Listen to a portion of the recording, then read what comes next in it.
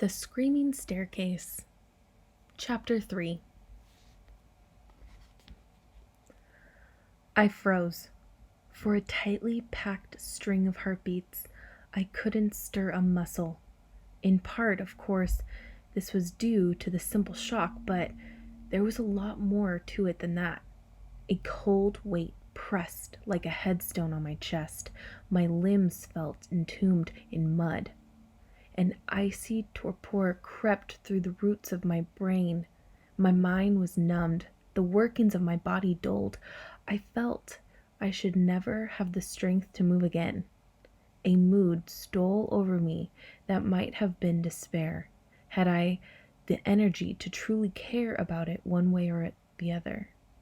Nothing mattered, least of all me.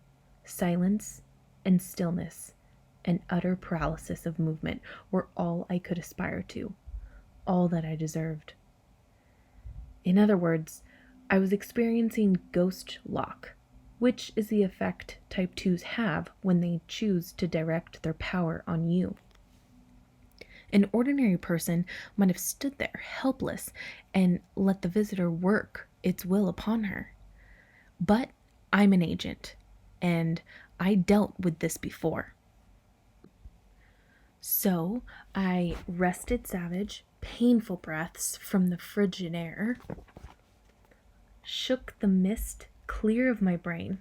I forced myself to live, and my hands moved slowly toward the weapons at my belt. The girl stood halfway across the floor of the study bedroom directly ahead of me. I could see her framed by the open door. She was fairly faint, but I saw she stood barefoot on the rolled-up rug, or more precisely in it, for her ankles were sunk into the fabric as if she was paddling in the sea. She wore a pretty summer print dress, knee-length, decorated with large, rather garish orange sunflowers. It was not a modern design. The dress and her limbs and her long hair all shone with dim, pale other light, as if lit by something far away. As for her face was a solid wedge of darkness. No light reached it at all. It was hard to tell, but I guessed she'd been 18 or so. Older than me, but not by too many years. I stood there for a time wondering about this, with my eyes locked on the faceless girl and my hands inching to my belt. Then I remembered I was not alone in the house. "Lockwood?" I called. "Oh, Lockwood," I said as lightly as I could. Showing signs of fear is the best avoided where visitors are concerned. Fear, anger, and other strong emotions. They feed on it too easily. It makes them faster and more aggressive. No answer came, so I cleared my throat and tried again. "Oh, Lockwood!" I was using my merry sing-song intonation here, as if I were speaking to a little babe or a cuddly pet or something, as I might as well have been, in fact, because he didn't bloody respond. I turned my head and called a little louder. "Oh, Lockwood! Please come here." His voice sounded muffled, back along the landing. "Hold on, Luce. I've got something." "Jolly good, so have I." When I looked back, the girl was closer, almost out onto the landing. The face was still in shadow, but the drifts of other light that spun about her body shone brighter than before. Her bony wrists were tiny against her side, the fingers bent like fishhooks. Her bare legs were very thin. "What do you want?" I said. I listened. Words brushed soft as spiders touched against my ear. "I'm cold." Fragments. You seldom get more than fragments. The little voice was a whisper uttered at great distance, but it was also uncomfortably close at hand. It seemed an awful lot closer to me than Lockwood's reply had been. "Oh, Lockwood," I cooed again. "It's urgent." Can you believe it? I could detect a hint of annoyance in his answer. Just a sec, Lucy. There's something interesting here. I've picked up a death glow, a really, really faint one. Something nasty happened in the front bedroom, too. It's so hazy, I almost missed it. So it must have been a long while back. But, I think it was traumatic, which means it's only a theory. I'm just playing with ideas here. There might possibly have been 2 violent deaths in this house. What do you say to that? I chuckled hollowly. Uh, I say that it's a theory I can maybe help you with, I sang, if you'll only come out here. The thing is, he went on, I don't see how the first deaths got anything to do with the hopes. They were only here for 2 years, weren't they? So perhaps the disturbances we're experiencing aren't actually caused by the husband? I cried. Yes, well done. They're not. A brief pause. Finally, he was paying attention. What? I said it's not the husband, Lockwood. Now get out here. You might notice I'd slightly abandoned my attempts at keeping it lighthearted. That was because the thing in the study had already picked up on my agitation and was now drifting through the door. The toenails on the thin, pale feet were long and curled. Both my hands were at my belt. One gripped the rapier hilt, the other had closed on a canister of Greek fire. You shouldn't really use magnesium flares in a domestic environment, of course, but I wasn't taking any chances. My fingertips were icy, but sweaty too. They slipped against the metal. A movement on my left. From the corner of my eye, I saw Lockwood emerge onto the landing. He too stopped dead. Ah, he said. I nodded grimly. Yes, the next time I call you while in an operative situation, do me a favor and get your butt out here double quick. Sorry, but I see you've got it well in hand. Has she spoken? Yes. What did she say? She says she's cold. Tell her we can fix that for her. No, don't fiddle-faddle with your weapon. That'll only make it worse. The girl had drifted a little closer across the landing. In response, I'd begin to draw my blade. Tell her we can fix it, Lockwood said again. Tell her we can find whatever she's lost. I did so in as steady a voice as I could manage. It didn't have much effect. The shape neither shrank nor changed nor became vaporous nor departed, nor did any of the other things the Fitz manual claims they'll do when you give them hope of release. I'm cold, the little voice said, and then again much louder. Lost and cold. What was that? Lockwood had sensed the contact, but he couldn't hear the sound. Same words, but I've got to tell you, Lockwood, this time it wasn't much like a girl talking. It sounded really deep and hollow and echoed like a tomb. That's never good, is it? No, I think we should take it as a sign. I drew my rapier. Lockwood did likewise. We stood facing the shape in silence. Never attack first. Always wait. Draw out its intentions. Watch what it does, where it goes. Learn its patterns of behavior. It was so close now that I could make out the texture of the long, fair hair sweeping down around the neck, see individual moles and blemishes on the skin. It always surprised me that the visual echo could be this strong. George called it the will to exist, the refusal to lose what once had been. Of course, not all of them appear this way. It all depends on their personality in life and what precisely happened when that life came to an end. We waited. Can you see her face? I asked. Lockwood's sight is better than mine. No, it's veiled. But the rest is really bright. I think it's... This time, the voice I heard was the barest tremor in the air. "I'm cold," it whispered. "Lost and cold, lost and cold and dead!" The wisps of light that hung about the girl flared bright and desolate, and for an instant the dark veil was lifted from the face. I screamed. The light went out. A shadow swept toward me, bony arms outstretched. Icy air drew into me, forcing me toward the stairs. I stumbled on the lip and toppled backwards over the edge. Dropping my rapier, I threw out a desperate arm, grasped the corner of the wall. I hung above the void, buffeted by the raging wind, fingertips slipping on the smooth, cold wallpaper. The shape drew close. I was about to fall. Then Lockwood sprang between us, his blade cutting a complex pattern in the air. The shadow reared up, arms raised across its face. Lockwood cut another pattern, hemming it into several sides with the walls of flashing iron. The shape shrank back. It darted away into the study with Lockwood in pursuit. The landing was empty. The wind had died.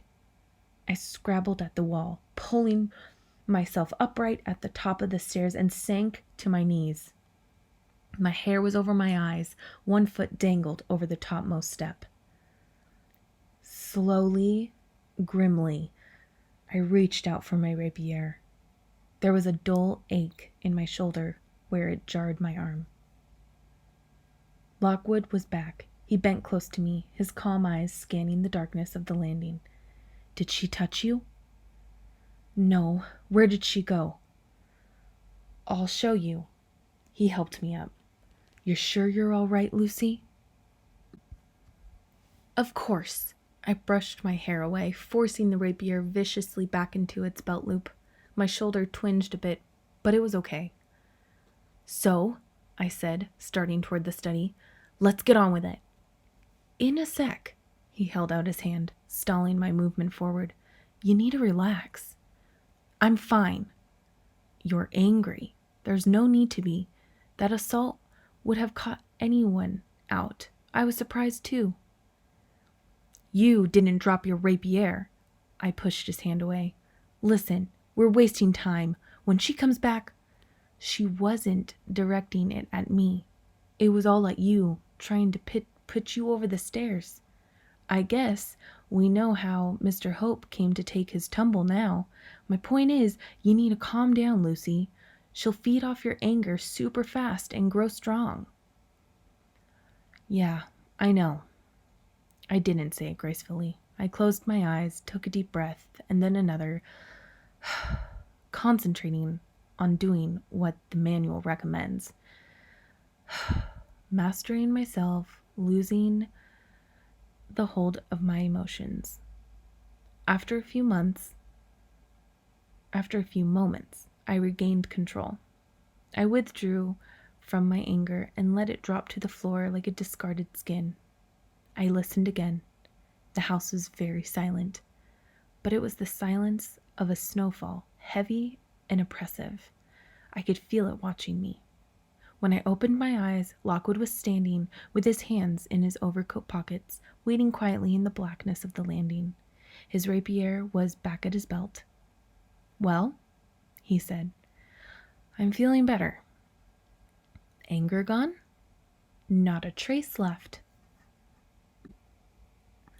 "Okay, because if you don't feel steady, we're heading home right now." "We're not heading home," I said coolly, "and I'll tell you why. Mrs. Hope's daughter won't let us in here again. She thinks we're too young.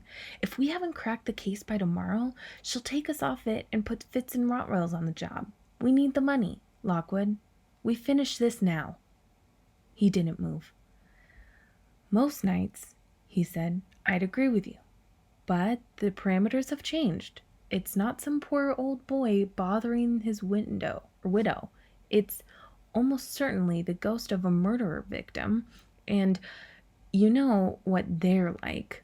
So if your head's not in the right place, Luce—" Calm and steady as I was, I found his condescension slightly irritating. "Yeah," I said, "but it's not really me that's the issue, is it?" Lockwood frowned. Meaning what? Meaning the iron chains? He rolled his eyes. Oh, come on, that's hardly the...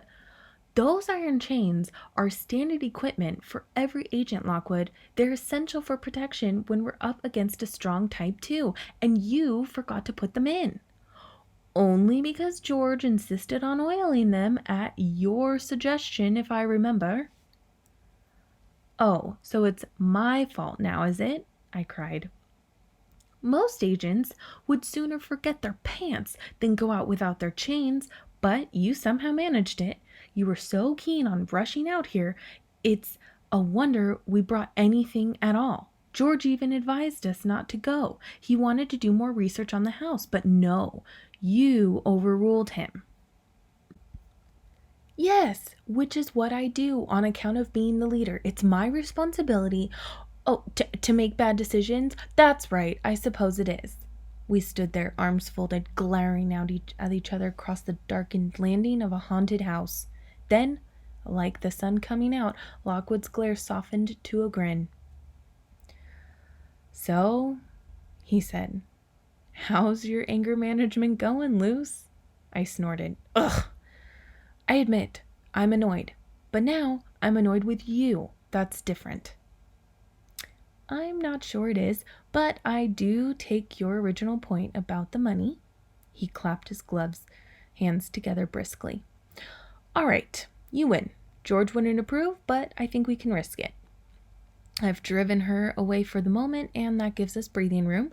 If we're quick, we can settle this in a half an hour. I stooped and lifted up the duffel bags. Just lead me to the place. The place proved to be on the far side of the study, a blank stretch of wall set between two recessed stretches of the chaotic bookshelf. In the harsh light of our flashlights, we saw it was still covered with ancient bedroom wallpaper, drab and faded and peeling near the molding. Puffy, shapeless roses ran floor to ceiling in the slanted lines. In the middle of the space hung a colored map showing the geology of the British Isles. The base of the wall was concealed by thigh-high piles of geology magazines, one or two of which were weighted down by dusty geological hammers. My keen investigative instinct told me that Mr. Hope might possibly have been a geologist by trade. I inspected the bookshelves on either side, saw how the wall protruded at that point. Old chimney breast, I said. So she went in there? She was fading before she reached the wall, but yes, I think so. Would make sense if the source was hidden in the chimney, wouldn't it? I nodded. Yes, it made sense. A natural cavity, big enough for anything at all. We began shifting the magazines away, carting them in cascading armfuls to the other side of the room. Space was an issue. Lockwood wanted to keep my original circle free and have a good access route to it from the wall, where we'd be working. So we dumped most of the magazines by the door and even out onto the landing. Every second armload or so I stopped and listened carefully, but the house remained still. When we'd cleared a big enough area, I opened the bags and poured out another plastic pot of fillings in a curving line across the floor. It formed a rough semicircle that extended outward from this crucial section of the wall. I joined up the two ends with a straight line running along the base of the wall, keeping a yard or so back from it so that the iron wouldn't be messed up by all of the falling plaster. Once I'd finished, there was enough room inside the lines for us both to stand and have our duffel bags too. It was pretty safe, though not as secure as if we'd used some chains. I also checked the original circle in the center of the room.